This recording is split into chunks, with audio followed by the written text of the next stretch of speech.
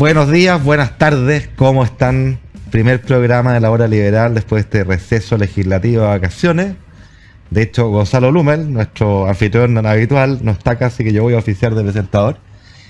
Y tenemos hoy día un gran invitado, precisamente para hablar de este segundo tiempo del gobierno que se inicia. Diputado Guillermo Ramírez, gran amigo, gran diputado en mi opinión, miembro de la Comisión de Hacienda, diputado joven además que no envejece.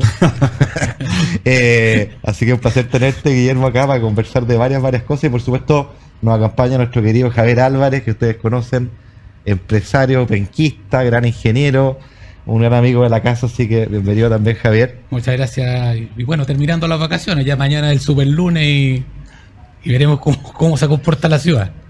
Así es. Oiga, yo les quiero recordar antes que empecemos con las preguntas que nos pueden seguir en Radio Agricultura, en Agricultura TV. Está grabado en este estudio fantástico, así que nos pueden ver y no solo escuchar. Y ya que tenemos a Guillermo acá, yo quisiera partir con una pregunta más bien general, ¿ah? Entramos al segundo tiempo, en la segunda parte del gobierno del presidente Boric. Yo quisiera muy someramente que tú pudieras hacernos una evaluación general de este primer tiempo y una mirada prospectiva de cómo tú avisoras el segundo tiempo. Bueno, primero muchas gracias, Javier, y muchas gracias, don Nacho, por la invitación. La verdad es que estoy muy feliz de ser el primer invitado de la temporada 2024, así que me siento honrado. Y quiero saludarte a ti muy especialmente, Ignacio. No puedo no mencionarlo, este miércoles, aunque parezca increíble, se cumple un mes desde el fallecimiento del presidente Piñera. Tú fuiste una persona, a mí me consta, que le tocó trabajar codo a codo con él de manera muy cercana. Yo la última vez que estuve con el presidente Piñera, tuve la oportunidad de estar mucho con él en el último tiempo. La última vez que estuve con él fue el 18 de enero, que estuvimos comiendo, conversando de la vida, de noche, en una reunión que era simplemente de camaradería. Para mí fue un impacto muy grande, es una pena que tengo de verdad adentro, una cierta incluso sensación de orfandad. Y si a mí me pasa eso, yo no imagino lo que te debe pasar a ti. Así que te quiero saludar muy especialmente con mucho cariño, porque a mí me consta, porque estuvimos los dos trabajando en temas de Hacienda durante el gobierno del presidente Piñera, lo muy cercano y la mucha confianza que había entre ustedes dos. Así que no puedo dejar de mencionarlo. Gracias, Guillermo. Gracias por eso. Yendo a tu pregunta sobre el primer tiempo, bueno, 2 años perdidos. 2 años perdidos en que el gobierno no fue capaz o no ha sido capaz de sacar adelante ninguna de sus propias reformas importantes, en donde hemos visto un deterioro muy tremendo en materia de seguridad, de orden público, de terrorismo. Fíjate que esta semana apareció, miércoles o jueves, el índice 2024 de terrorismo en el mundo, de 131 países. Chile aparece el número 17, donde el 1 es el más malo y el 131 es el más bueno. Somos, después de Venezuela, por supuesto, lejos del peor país de la región, empatados ahí con Colombia. Y la verdad es que todos los chilenos han visto un deterioro, un avance del crimen organizado, de los carteles de droga, donde nos estamos acostumbrando a que niños mueran en tiroteos, en barrios absurdos que no tienen sentido, en luchas entre bandas. Y entonces hemos visto un deterioro en materia de seguridad, un estancamiento en materia económico, un gobierno que no tiene gestión y que en materia legislativa no ha logrado prácticamente sacar nada adelante de su agenda. En parte porque las reformas están muy mal diseñadas, porque el gobierno tiene oposición interna para sacar adelante muchas cosas. Bueno, hay muchas razones por las cuales el gobierno ha sido tan poco productivo en materia legislativa. Y yo creo, lamentablemente, me carga ser el portador de malas noticias, yo creo que el segundo tiempo va a ser exactamente igual al primero. Yo no veo en el gobierno una sincera crítica o autocrítica respecto de lo que han hecho y de lo que no han hecho. Creo que la falta de gestión no va a aparecer de la noche a la mañana. No veo al presidente Boric haciendo cambios importantes en su equipo. No veo al gobierno cediendo en aquellas cosas que entrampan la discusión y la reforma. No veo que al acercarse una elección municipal y luego una parlamentaria y presidencial se vayan a suavizar o a limar las asperezas que hay en el interior del gobierno. Todo lo contrario, se van a exasperar, porque cuando se aproxima una elección, lo relevante es diferenciarte del otro, no asimilarte al otro. Y por lo tanto yo creo que los 2 años que vienen van a ser igual de malos que los 2 primeros, Con la salvedad de que quizá veamos algo de despegue en materia económica, tú en eso sabes mucho más que yo, pero creo que en términos de gestión del gobierno, de avances legislativos, de reforma, no vamos a tener nada. Y espero, en el único lugar donde tengo la esperanza, es que sí seamos capaces de sacar adelante una agenda legislativa y un trabajo conjunto para mejorar un poquito el tema de orden público. Ahí yo sí veo un poquito más de voluntad del gobierno. Por la fuerza de los hechos, por la fuerza de los hechos, y nosotros obviamente que siempre vamos a estar dispuestos a apoyar en esa agenda. Oye, pensando en este segundo tiempo, y después le paso a la palabra a Javier para que complemente, hay dos reformas emblemáticas, hitos importantes, ¿no?, que se juegan y que empiezan su discusión o continúan su discusión. Una reempieza su discusión, que es el pacto fiscal, después de cumplirse un año de que fue rechazada la mala primera propuesta.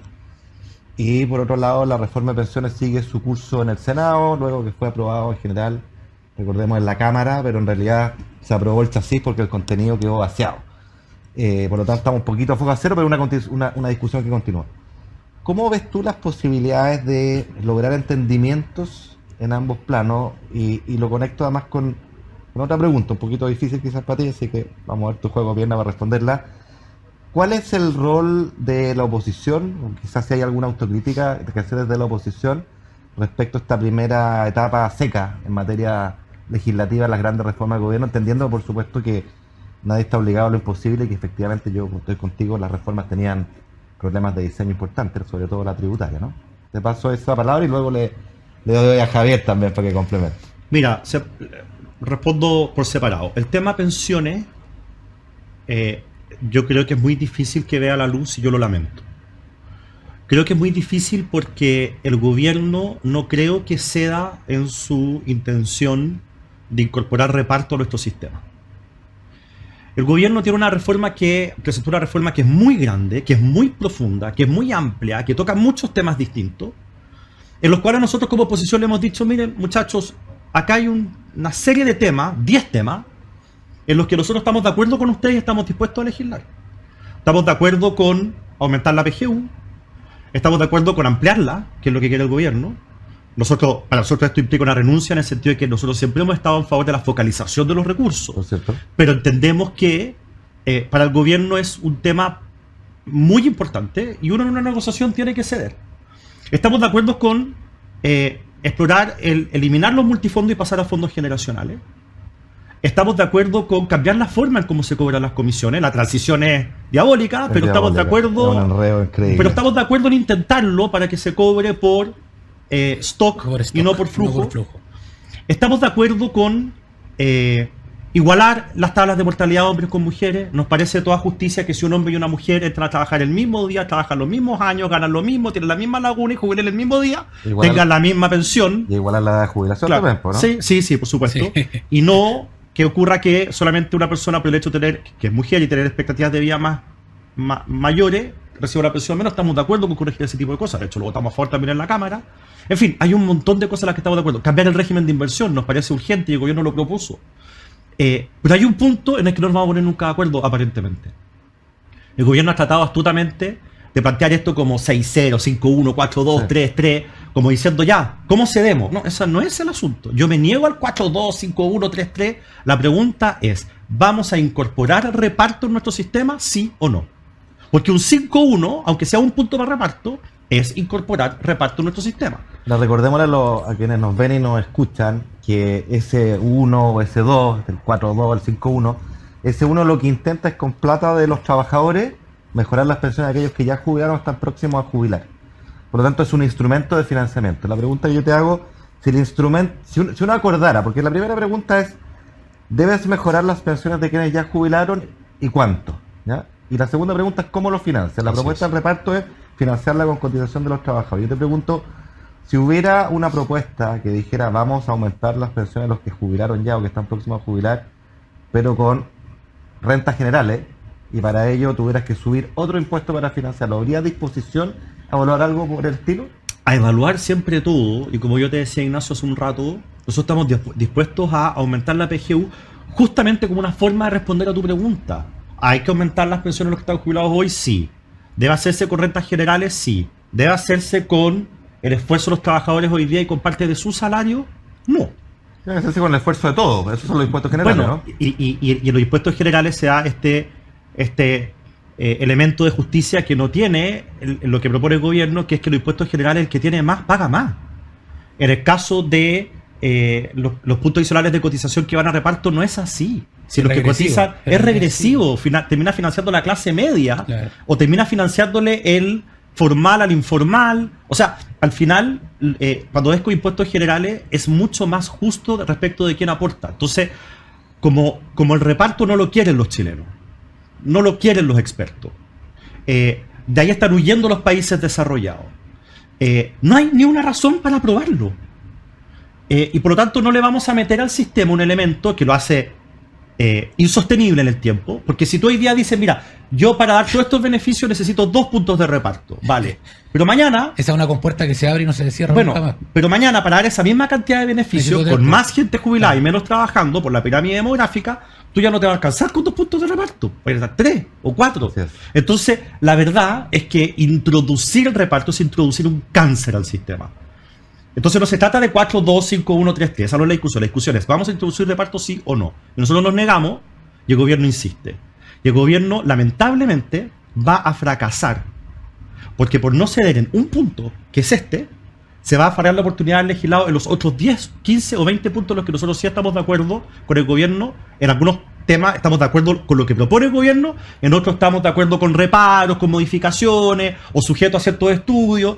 Pero al final este gobierno tiene una oposición que quiere llegar a acuerdo en esta materia, cosa que el presidente Piñera no tuvo, y la presidenta Bachelet, hay que decirlo, tampoco lo tuvo. Este gobierno tiene una oposición que está dispuesta a llegar a acuerdo, o sea, tiene una oportunidad que Bachelet y Piñera no tuvieron, y se la van a farrear por no estar dispuestos a ceder en un punto que es crítico, que es introducir reparto al sistema. ¿Tú cómo lo ves, Javier, desde el analista, pero también desde el empresario? ¿No? Tú eres empresario, tienes muchas personas que trabajan contigo. ¿Cuál es tu mirada sobre este tema? Mira, yo comparto plenamente con Guillermo que el reparto es un cáncer que parte y que después se ramifica, y eso es lo que esa es la, digamos, la evidencia. Lamentablemente la economía de nuestro país no goza de buena salud en este momento, y por lo tanto pensar en hablar de impuestos para financiar pensiones también es complicado. En Chile no se ha logrado establecer hace ya muchos años, ¿no es cierto?, un ambiente, un ecosistema que permita que las empresas se puedan desarrollar y puedan crecer. Nosotros vemos la inversión que está detenida, vemos que el desempleo no cede, y por lo tanto esta discusión de subir los impuestos yo creo que no es atingente. Y con respecto a las pensiones, yo como observador veo un fracaso de la política en el largo plazo, porque yo tuve una conversación hace un par de años atrás con René Cortázar, que había sido ministro del Trabajo, y él dice que era muy fácil, cuando él fue ministro del Trabajo, calcular que las pensiones no iban a dar. Sí. Porque resulta que en la vida laboral, con un 10%, y además con rentas que crecen, porque Chile creció y crecieron mucho las rentas, entonces tus cotizaciones iniciales muy bajas, esto no da por ninguna parte. Entonces él habla de la responsabilidad de la política de hace muchos años. Yo comparto ese diagnóstico y creo que hay que buscarle una solución al tema. Yo creo que, y quiero preguntarte a ti, Guillermo, para darte la palabra, esta que tú dices como apertura de la derecha ¿no es cierto?, a negociar, dista mucho de las declaraciones del diputado Winter de esta semana, que dice que, ¿no es cierto?, ellos encuentran que han cedido la disputa ideológica, y que dice que los acuerdos por los acuerdos como que no valen la pena. ¿Cómo interpretas tú ese tipo de declaraciones? A ver, hay tanto que se puede decir respecto a las declaraciones del diputado Winter. Primero, él habla acerca de que como si hubiésemos tenido muchos acuerdos durante este gobierno, cuando en realidad eso no ha sido así. A mí me sorprende eso, porque uno oye a Winter y uno dice, chuta, este es el diputado de un gobierno que ha cedido todo y que ha llegado a miles de acuerdos con las ideas del frente, cuando en realidad no hemos llegado a acuerdos prácticamente en nada. Entonces, primero, yo no sé desde dónde o bajo qué diagnóstico está hablando el diputado. Segundo, yo creo que la prensa se ha equivocado en la forma en cómo han interpretado algunas cosas que dijo. Por ejemplo, yo que tuve la oportunidad de ver parte de la entrevista, pero de verla, o sea, de oírlo, Sí. tengo la sensación de que él defiende los acuerdos. Lo que pasa es que él lo que dice es... Así lo decía en un programa radial esta semana tarde. Ya, bueno.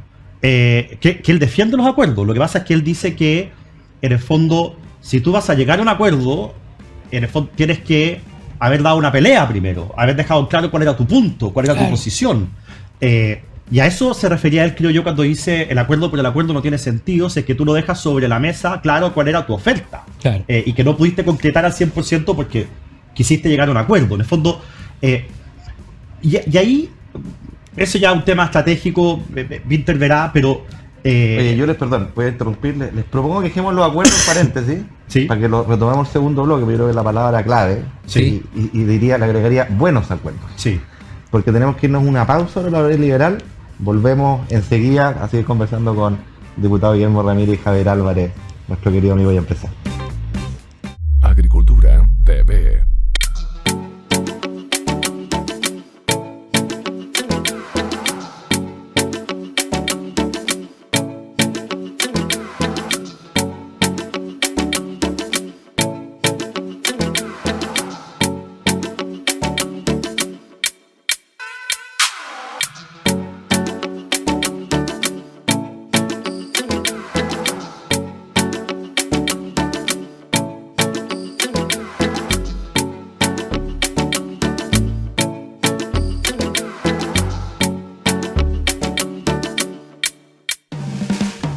Estamos de vuelta aquí en la hora liberal. No soy Gonzalo Blumen, no me parezco a él, por suerte. Gran amigo, lo estoy reemplazando, está de vacaciones, pero estamos con tremendo invitado Guillermo Ramírez y en compañía de Javier Álvarez. Y nos quedamos con una discusión a propósito de las palabras del diputado Winter esta semana respecto a los acuerdos. Y yo quiero sacarlo del diputado Winter y quiero llevarlo al diputado Guillermo Ramírez, que es un diputado importante en Chile, importante en la UDI, que es el principal partido de oposición. Y quiero tener tu mirada general sobre el concepto de acuerdos.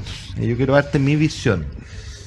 Creo que a nuestro país, en estos denostados 30 años, que por suerte han logrado revalidarse, y creo que la trágica muerte del presidente Piñera también ayuda a aquello, tuvieron una marca sobresaliente en la cual el propio expresidente contribuyó muchísimo, que fue la de la democracia de los acuerdos. Grandes y buenos acuerdos que le cambiaron la cara a nuestro país, esa es la verdad. Que no son perfectos, siempre implican ceder en las posturas de cada uno de los actores en juego, pero que permitieron que Chile hiciera grandes transformaciones. Por lo tanto, desde esa perspectiva uno quisiera volver a una lógica de grandes y buenos acuerdos. Y estábamos hablando de pensiones, donde obviamente llevamos ya varios gobiernos que no hemos logrado esos acuerdos. Yo quisiera preguntarte a ti, Guillermo, ¿qué valor le asignas tú a los acuerdos, volver a ese clima de mayor entendimiento, menos confrontación, de menos polarización, de forma tal de que el sistema político avance y la ciudadanía pueda ver en él políticos que responden de alguna manera a las demandas que ellos tienen? A ver, yo creo que los grandes y buenos acuerdos son indispensables para que el país pueda avanzar. Y en esta carrera loca que hay en el mundo por llegar al desarrollo, por ser más competitivos, por al final darle una mejor calidad de vida y permitir que las familias progresen, los grandes acuerdos, sin grandes acuerdos eso simplemente no se puede lograr. El tema es que tienen que ser grandes y buenos acuerdos. Y aparentemente el escenario que estamos viviendo hoy día está impidiendo que se produzcan buenos acuerdos. En parte porque estamos en una situación que está muy polarizada, a diferencia de lo que ocurría probablemente en los años de la concertación. Tenemos un gobierno que es muy malo, y eso obviamente que obstaculiza los acuerdos, a diferencia de lo que fueron algunos gobiernos de la concertación, que no fueron tan malos, algunos fueron buenos. Y tenemos una sobreideologización, tenemos un lote de gente en la izquierda con una sobredosis de pasado y que les cuesta mucho mirar para adelante.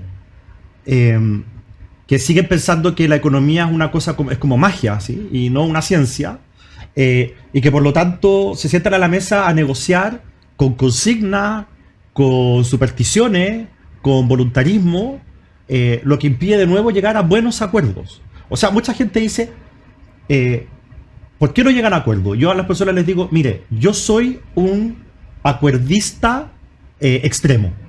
O soy un moderado extremo. Yo soy amigo y trato de empujar todo lo que puedo a los acuerdos. pero yo no estoy dispuesto a firmar acuerdos que le hagan mal por Chile. O sea, en eso yo coincido con Pinter. El acuerdo por el acuerdo no tiene sentido. Y hablábamos en el primer bloque de las pensiones. Yo estoy de acuerdo en 10 cosas y las quiero sacar adelante. Pero si el precio de eso es meterle un cáncer al sistema aquí el reparto, entonces no va a haber acuerdo. No puedo ser tan irresponsable que por querer llegar a acuerdo firmar algo que es malo. Ahora, fíjate que hace 4 días atrás, más o menos, Camila Vallejo enumeró los logros del gobierno a propósito de los 2 años, anunciando esta reunión de gabinete por el cumplimiento de la mitad del periodo del presidente Boric. Nombró cuáles son sus grandes logros en materia legislativa. Nombró 3 cosas. Nombró el salario mínimo a 250.000, nombró las 40 horas y nombró el royalty minero. El salario mínimo de 500.000. Sí, ¿qué dije yo? 250. Te Perdona. confundiste con la PGU. Estaba pensando en la PGU, en las 500.000 del salario mínimo. Entonces, si uno se fija en estas 3 reformas, fíjate, 40 horas. A mí me tocó en la Cámara de Diputados votar la idea de legislar de las 40 horas durante el gobierno del presidente Piñera. Y se votó el mismo día, la propuesta de Vallejo, que era reducción a 40 horas y nada más. Básicamente era, cámbiese el número de 45 a 40, nada más, el guarismo. Me acuerdo. Y ese mismo día se votaba la reducción de la jornada laboral del presidente Piñera, que bajaba a 41 en promedio, con flexibilidad laboral. O sea, había una reducción sin flexibilidad laboral y había una reducción con flexibilidad laboral. Yo voté a favor la de el presidente Piñera, que era con flexibilidad, y en contra la de Camila Vallejo, que era sin flexibilidad. Bueno, perdí ambas votaciones, ¿no? Pasó al Senado la de Camila Vallejo y perdimos la del presidente Piñera. ¿Pero qué salió del Senado? ¿Qué fue lo que finalmente se aprobó? Se aprobaron 40 horas con flexibilidad laboral. O sea, en el Senado transformaron el proyecto de Camila Vallejo en el proyecto del presidente Piñera. Y ese es un buen acuerdo. Es un ejemplo de buen acuerdo. Es un ejemplo de buen acuerdo. Entonces, piensa, pero fíjate en esto. Lo que Camila Vallejo exhibe como logro es fruto de un acuerdo en el que ella, en particular ella, que es la autora del proyecto, tuvo que ceder. Tuvo que meterle a su proyecto flexibilidad laboral. Entonces, si uno traspola esto a otros temas, uno podría decir, bueno, si es que el gobierno quiere exhibir más triunfos y más logros, sería bueno que miraran ese ejemplo en materia de pensiones, por ejemplo, en que cedan en el tema de reparto y van a poder exhibir un gran y buen acuerdo para Chile. Otra cosa más en la lista que va a poder mencionar Camila Vallejo cuando le digan, oiga, su gobierno qué ha hecho. Pero aparentemente no están dispuestos a hacerlo. Yo siempre me acuerdo del cuento del presidente Lago, cuando él decía, tenemos que crear un seguro de cesantía, no puede ser que no haya un seguro de cesantía. Y que en ese momento la oposición le dice, ya, estamos de acuerdo, pero que no lo administre el Estado, que lo administre un privado. Y Lagos dijo, bueno, si no cedo en este punto, nos quedamos sin seguro de cesantía. Si cedo, vamos a tener un seguro de cesantía acordado, legitimado. Se legisla, se crea el seguro de cesantía, administrado por un privado, y hoy día todo el mundo se acuerda y el mismo Lagos puede exhibir, oye, bajo mi gobierno se creó el seguro de cesantía. Fue una gran reforma. Fue una gran reforma. Entonces, si el gobierno quiere, y con esto respondo a cuál es mi mirada sobre los acuerdos, si el gobierno quiere poder exhibir muchos triunfos, poder de verdad dejar una marca que dure décadas, sobre todo en la reforma de pensiones, tiene la oportunidad para hacerlo. Oye, hablando de malos acuerdos, a mí inmediatamente se me viene uno muy importante a la cabeza, porque creo que fue muy malo, y así lo señalé yo en su minuto, por lo menos. Yo sé para dónde voy. Y que es parte del problema de la falta de acuerdos, que es la modificación al sistema electoral en el año 2015 del gobierno de la presidenta Bachelet. Fue celebrado con mucha pompa por la izquierda, porque se abría la democracia, pero algunos advertimos la fragmentación y el problema de gobernabilidad que estoy a través. Pero ojo, que no fue acuerdo. ¿No fue acuerdo? No, hubo, perdón, tienes razón. Hubo ciertos votos de la centro-derecha. Joaquín Godoy. Exactamente, Claro. tienes razón. Perio Brown. Tienes razón. Me desdigo del acuerdo. Carla Rubilar y Lili Pérez. Me desdigo del acuerdo, pero quiero insistir en cuáles son los costos, las consecuencias que eso ha tenido. Porque, a ver, yo creo que parte del desprestigio de la política, que es una actividad noble cuando los servidores públicos están ahí para servir y no para servirse, tiene que ver con esta polarización, esta batalla, el combo permanente que la ciudadanía ve, además de la falta de avance en estos acuerdos. Pero yo como economista creo mucho en los incentivos. Creo que las personas no son buenas o malas per se, sino que responden a las señales, a los incentivos que tienen. Y los incentivos que tenemos hoy día en el sistema político, luego de esta reforma, son pésimos. Primero, porque tenemos un sistema fragmentado. Tenemos más de 20 partidos en el Congreso, y cualquiera entiende que lograr acuerdos con 20 es mucho más difícil que lograr acuerdos con 5, 6, 7, 8. Segundo, tenemos incentivo que los diputados, los parlamentarios sean díscolos. Es decir, que no respondan a la línea que su partido define, de forma tal de que si tú le das la mano al presidente del partido y lograste un acuerdo, ocurre que a la mañana siguiente el diputado o diputada de turno, en el matinal de turno, desconoce el acuerdo para ganarse su minuto de gloria. Y eso es lo que pasa, y entraba todo. Entonces, esa reforma yo creo que fue tremendamente dañina, estamos pagando los costos.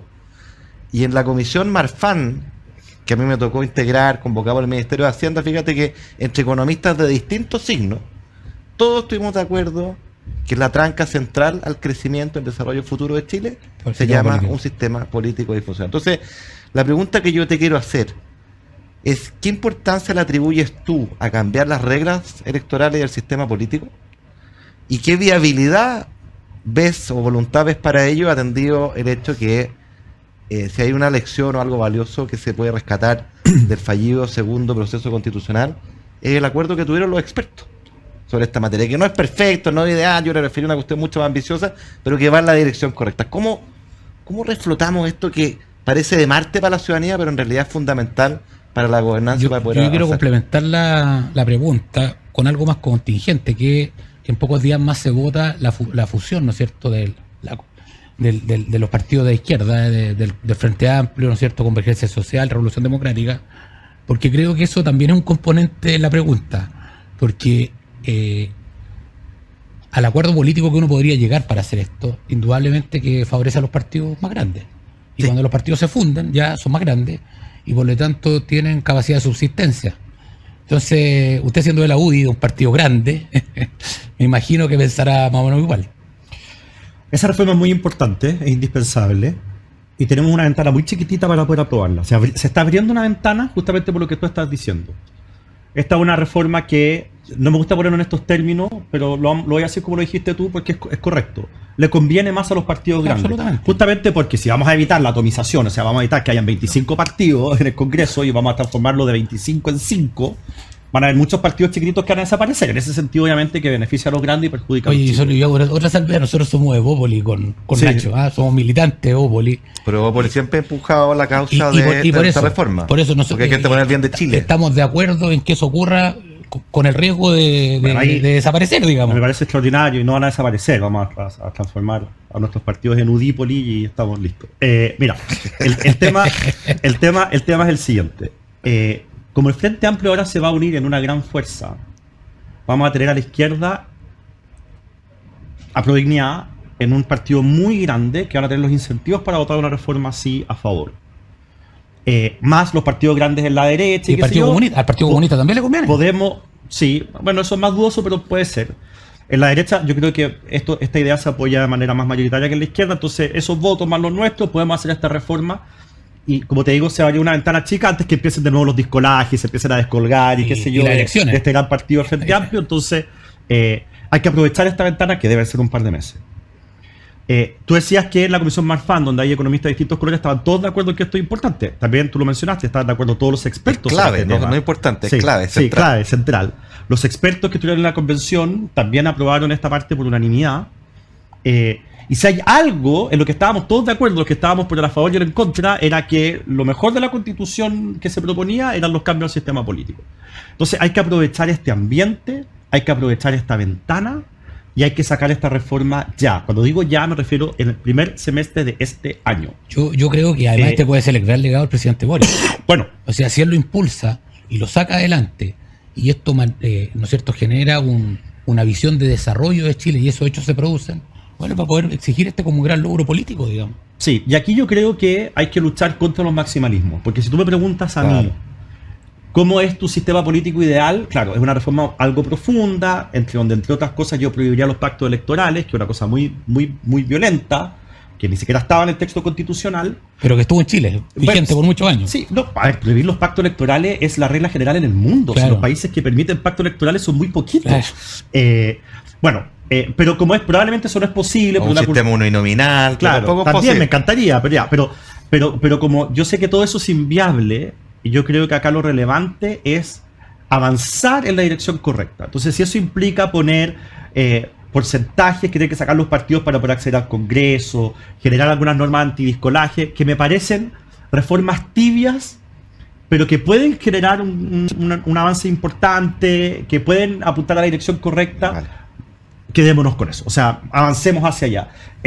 Yo soy el primero en plantear una cosa muy extrema en términos de cómo debería ser la reforma, pero creo que en esta materia tiene una ventana, insisto, chiquitita, hay que aprovecharla y hay que avanzar en lo que Tú podamos tienes avanzar. relativo optimismo que puede haber algo ahí entonces. Algo podemos avanzar, Creo creo sería- yo, y hemos tenido algunas conversaciones informales en el Congreso, y más que eso, hemos visto en los medios de comunicación durante el verano que han habido políticos de izquierda que han planteado la necesidad de hacer cambio al sistema político. El mismo Gonzalo Inter, ya que estuvimos hablando de él, y yo creo que hay que aprovechar Porque al también principio el gobierno, esa oportunidad. porque al principio el gobierno como que le hizo un poco el quite, dijo no, ahora hay que centrarse en los problemas reales de la gente. Sí. Y este es como Joaquín Lavín Dixit, digamos. Sí.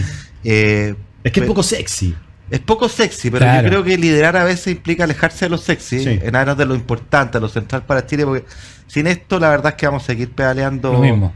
en el mismo lugar. Y Estancado. todos sabemos que en Chile hay cosa que es positiva, hay alternancia en el poder. Por supuesto. Y el día de mañana todos los gobiernos de todos los signos se van a ver beneficiados por el hecho de tener que enfrentarse a un Congreso más razonable y no a esta tribu de personas en donde cada uno está preocupado de su negocio particular De su pyme. y de De su su pyme, pyme. donde llegar a acuerdo y conversar en serio es prácticamente imposible. Tú lo sufriste también como, Sí. como ministro haciendo. Oye, es clave, yo siempre digo esto para tratar de bajarlo a piso, en el plano económico, por ejemplo. Uno dice, oye, necesitamos crecer. Qué duda cabe, necesitamos crecer, necesitamos levantar Chile.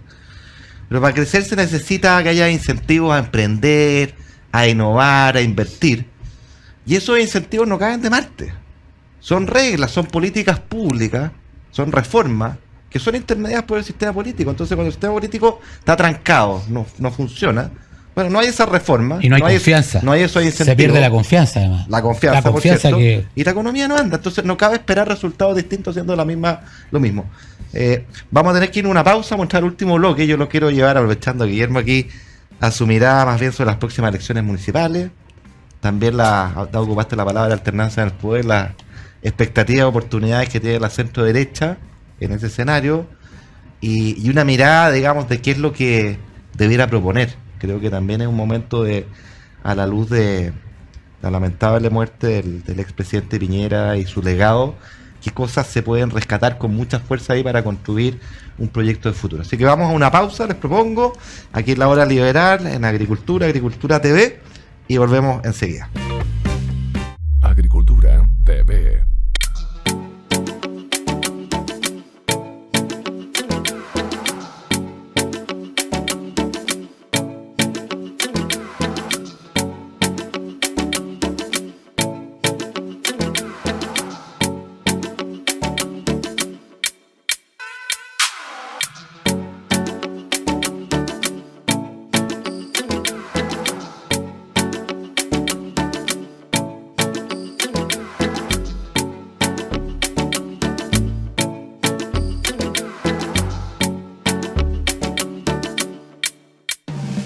Estamos de vuelta aquí en La Hora Liberal, en Agricultura TV, nos pueden seguir por YouTube, con el diputado Guillermo Ramírez de la UDI, miembro de la Comisión de Hacienda de la Cámara, y con Javier Álvarez, distinguido empresario, ingeniero y gran amigo. Y estábamos conversando, vamos a ir a un bloque ya más bien político. Tenemos elecciones municipales de gobernador este año, tenemos una discusión importante respecto a cómo se agrupa la centro derecha, los sectores de centro que han emergido, demócratas, amarillos. Me gustaría conocer tu mirada respecto a lo netamente instrumental, pero también una reflexión más de fondo respecto al proyecto político, porque uno puede enfocar la política simplemente desde lo instrumental, de ganar la próxima elección, prometiendo A, B, C o D.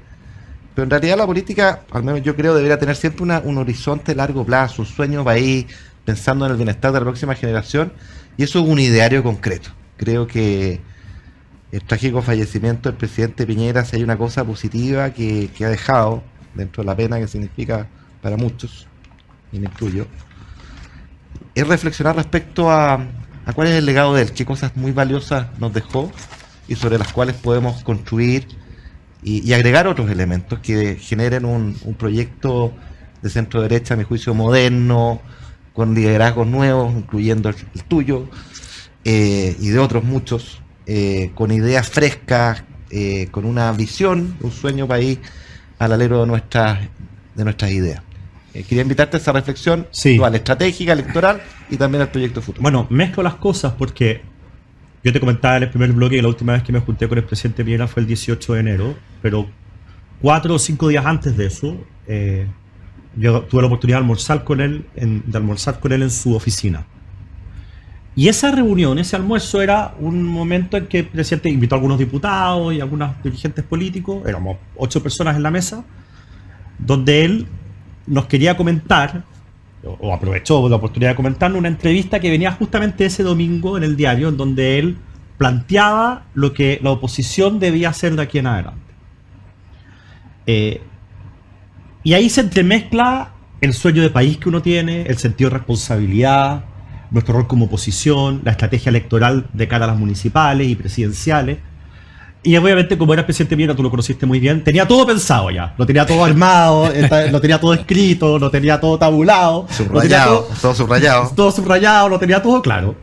Entonces, lo que te voy a decir en gran parte es de él. No estoy poniendo palabras en su boca, pero muchas de las cosas que te voy a decir son cosas que aparecen en su entrevista.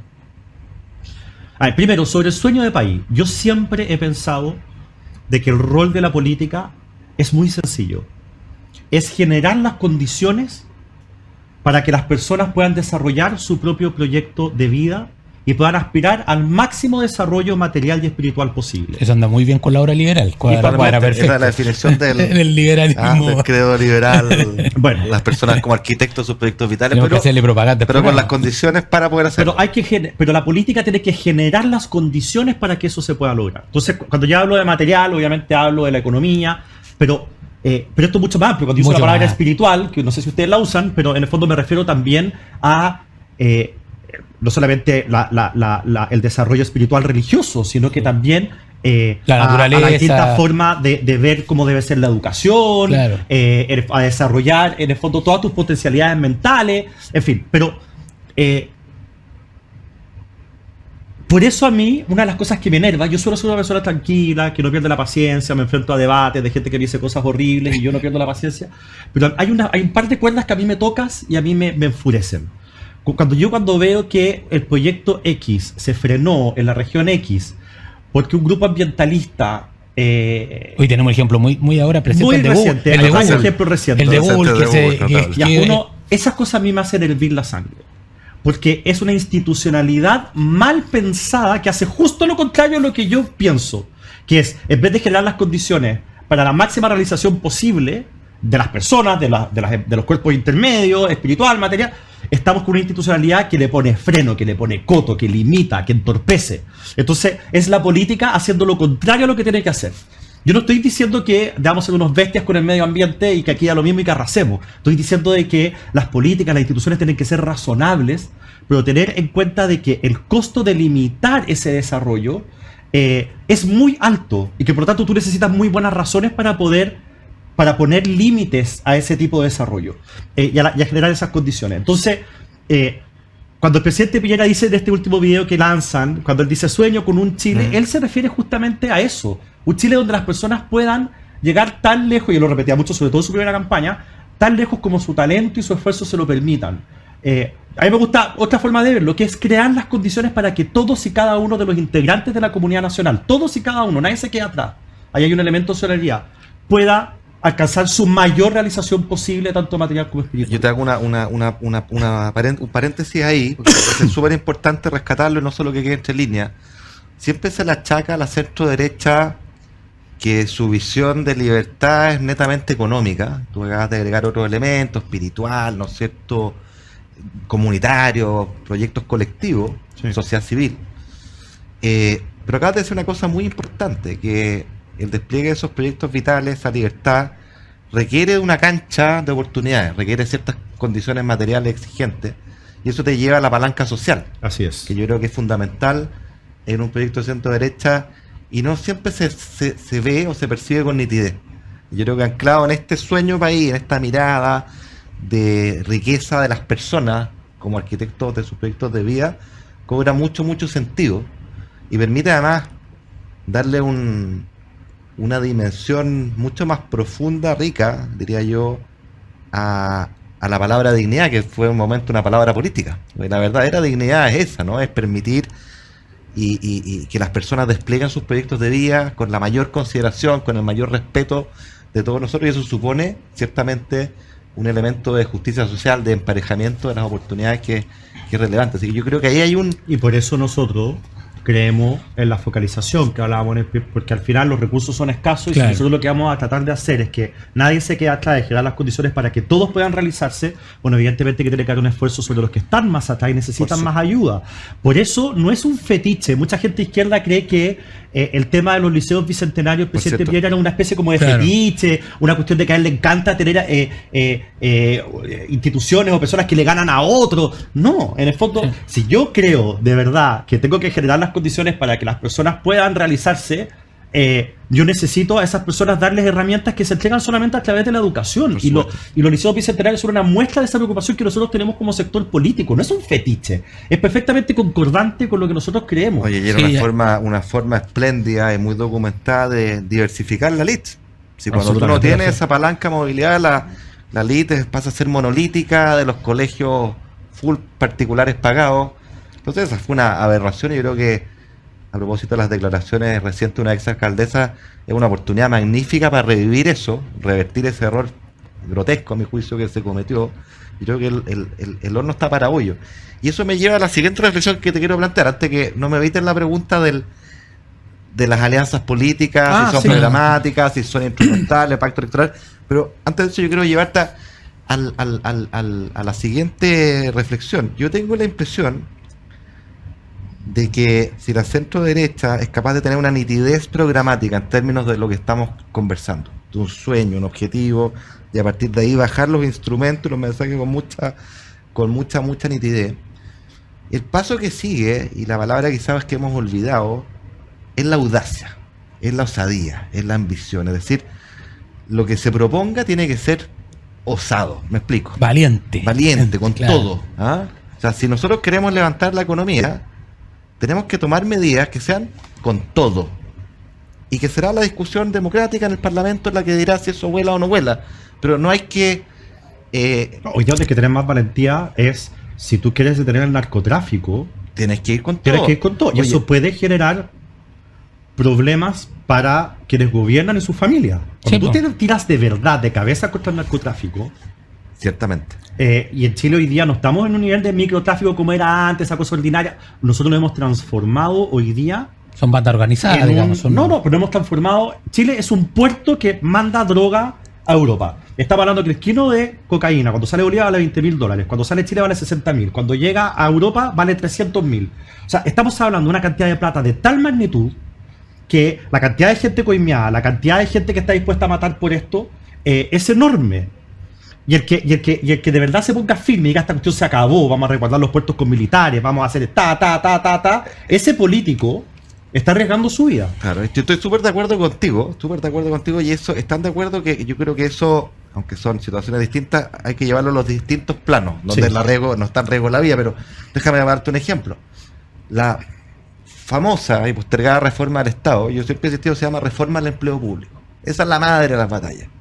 Ahí también la rega y tu vida, no, Y no, no. no, Sí. te vaya a, Pero vaya a pisar muchos te callos. vas a comprar huelgas. Sí. ¿Ya? Y cuando tú digas quiero limitar los cargos políticos de los operadores, afectando a tus propios Te partidos, vaya a ganar muchos enemigos. pero hay que hacerlo, hay Sí. que tener eso. O sea, eso es lo que te quiero plantear. O sea, el sueño y luego la mirada a largo plazo, y luego ir con todo en función de, creo yo, las ideas que tiene un sector político que es capaz además de dibujarlas con mucho más nitidez en un proyecto largo.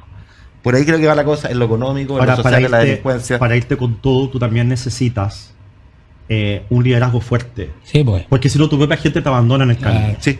Porque Eh, tiene costo. Entonces porque hay un líder que tiene que... exactamente. Y gradualidad, tiene- inteligencia, por cierto. Hay un líder Sí. que tiene que quemar capital político en estas operaciones, Sí, porque son no, yo- muy difíciles. Yo estoy digamos. de acuerdo, creo que la modernización del Estado es un tema complejo, hay que hacerlo. Discutir sobre lo que vamos a hacer con Codelco es complejo, hay que hacerlo. Ver lo que vamos a hacer en la Araucanía, particularmente con Temucuicui y otros y grupos organizados de narcotráfico y robo de madera en el sur, también es un tema complejo y hay que hacerlo. O sea, hay muchos callos que pisar si nosotros queremos resolver problemas que hoy día son urgentes para Chile. Y para eso se necesita carácter, y para eso se necesita convicción, y para eso se necesita unidad en el sector. Nunca vas a tener la unidad 100%, pero una unidad razonable que te permita sacar adelante este tipo de cosas, porque cuando los propios empiezan a abandonar el bote, por los costos que este tipo de medidas implica, entonces al final terminas solamente pagando costos y no logras hacer las reformas que tienes que hacer. Pensemos en los retiros, por ejemplo. Bueno, el tema de los retiros. El sector se dividió y le dio la espalda a un grupo al presidente. ¿Cuánta importancia tú le atribuyes a que se pueda hacer un pacto electoral, por ejemplo, con Amarillo y Demócratas? Vamos para allá. Pacto electoral versus pacto programático. A todo esto tengo que mencionarlo. Yo soy uno de los 11 diputados que votó en contra de todos los retiros. Vota bien Guillermo Ramírez. Siempre vota bien. Y todo lo de Bópoli también. Fue muy difícil en ese momento, pero hoy día, en el largo plazo, por Dios que rinde. Bueno. Yo te felicito, te felicito porque eso en general tiene costos políticos, ¿no es cierto?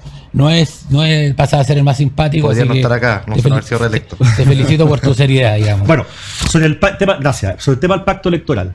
Yo creo que es una responsabilidad, es un acto de responsabilidad sacar al Frente Amplio del gobierno. Estoy hablando en sentido democrático, por supuesto. Y me refiero al gobierno nacional, los gobiernos regionales, los alcaldes, porque tienen la escoba, están generando un desastre en Chile. Yo cuando miro el tema de los incendios y veo que la alcaldesa de Viña es del Frente Amplio, el gobernador es del Frente Amplio y el gobierno es del Frente Amplio, y la respuesta para todo esto es a la alcaldesa Ripamonti sacando un cartel en el Festival de Viña, ley contra incendios ahora. Yo, la rabia que me dan ese tipo de cosas, en verdad, o sea, desmalezar, tener un protocolo que la ley hoy día exige que no tenían, tener claridad, un plan de evacuación. ¿Tú necesitas una ley para eso? No. Entonces es un insulto a la inteligencia y es una ofensa hacia las 130 familias que perdieron seres queridos en este lamentable incendio. Entonces, la verdad es que hay que sacar al Frente Amplio del gobierno. Y para eso todo lo que esté a la derecha y a la izquierda tiene que trabajar unida. Porque la izquierda radical que hoy día nos gobierna, uno puede decir, no, están con problemas de popularidad, la encuesta, son un adversario formidable. Tiene un 30% refractario ahí. Sí, son un adversario formidable. Y la única forma de vencerlos es actuando unidos. Entonces, tenemos que tener de nuevo pragmatismo. A mí en el mundo ideal vamos todos a primarias presidenciales, que vaya José Antonio Kast, que vaya Kaiser, que vaya la Evelyn, que vaya Carter, que vayan todos. Como yo sé que eso no es posible, porque no vamos a tener una primaria Kast con la Jimena Rincón, los dos se van a negar, bueno, por lo menos lleguemos a un acuerdo. El que pasa a segunda vuelta recibe el apoyo de todos los demás. Tengamos pacto por omisión a nivel de alcalde. El que pasa a segunda vuelta en gobernadores regionales tiene el apoyo de los demás. O sea, no es mi óptimo, me encantaría que estuviéramos juntos en un solo pacto electoral, por un sentido de responsabilidad con la izquierda, no porque yo crea que Jimena Rincón, lo que está al medio, y José Antonio Kast sean lo mismo, por supuesto que no lo somos, pero en vista que eso no va a ser posible y hay que actuar con realismo, lleguemos a ciertos consensos básicos de apoyos electorales. Luego tenemos que llegar a ciertos consensos básicos respecto de lo que vamos a hacer cuando lleguemos al gobierno. Claro. ¿Qué vamos a hacer con la economía? ¿Cuáles van a ser nuestros valores fundamentales? Hay que repetir cosas tan obvias como nuestro respeto por la democracia y una serie de cosas que nosotros tenemos que tener como base en el que todos sientan que aquellos temas más importantes están garantizados y le puedan dar garantías tanto a una persona de amarillos como a una persona del Partido Republicano. Claro.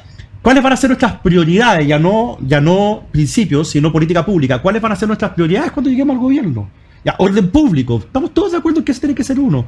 Despegue de la economía, estamos todos de acuerdo en que ese tiene que ser otro. Terminar con las listas de espera en salud, estamos todos de acuerdo con que eso también tiene que hacerse. Detener la caída en picada hoy día de lo que fueron los liceos emblemáticos de educación pública en Chile, estamos todos de acuerdo. Ahí tenemos 4 cosas claves, difíciles de hacer, que estamos todos de acuerdo y podemos firmar un protocolo, un acuerdo de que allí vamos a poner nuestro esfuerzo, sea el que sea de este amplio abanico que llegue finalmente a la presidencia de la República. Entonces, yo sé que dentro del sector, y en Evópoli en particular también, hay mucha gente que le cuesta pensar en una especie como de alianza política o alianza electoral más amplia.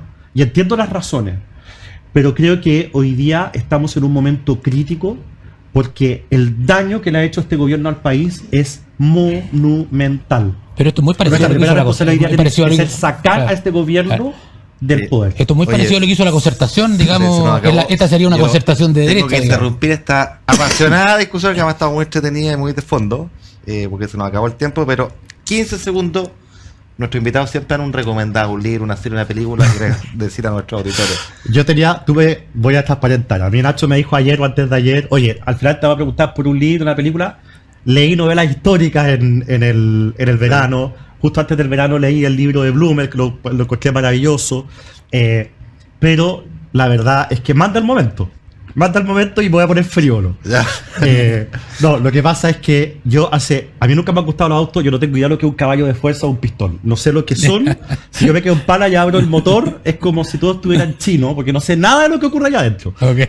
Pero hace unos 4 o 5 años atrás cayó en mis manos esta serie de Netflix de la Fórmula 1, Ya. Al Drive to Survive. Sí. que igual como a cientos de millones de personas en el mundo, porque esta es la serie producida por Netflix más vista en la historia de Netflix, y que ha triplicado la cantidad de espectadores en la Fórmula 1 en el mundo, que hoy día es el deporte más popular en el mundo, aunque ustedes no lo crean, cayó y yo caí igual que millones de personas en el mundo en el fanatismo por esta serie y me empecé a ser cada vez más fanático de la Fórmula 1. Siento que Drive to Survive. Bueno, salió hace 5 días, 6 días, una semana, no sé cuánto. Salió la 6ª temporada de esta. Usted para buscarlo en Netflix ponga F1 y le va a aparecer al tiro. Ahí está todo. Y la verdad, para gente como yo, que no sabe nada de autos, que a mí me ha pasado que me preguntan qué auto tienes y no me acuerdo la marca de mi auto. Si a mí me atrapó la serie, yo creo que lo atrapa cualquiera. Así que ahí tengo una recomendación frívola. Es muy política la Fórmula 1 también, así que entendemos que te gusta. Ya, Drive to Survive, gran serie, efectivamente. Terminamos este programa, lo dejamos convidados para la próxima hora liberal. Ya vamos a estar con Gonzalo Blumer, que lo hará peor que yo. Nos vemos.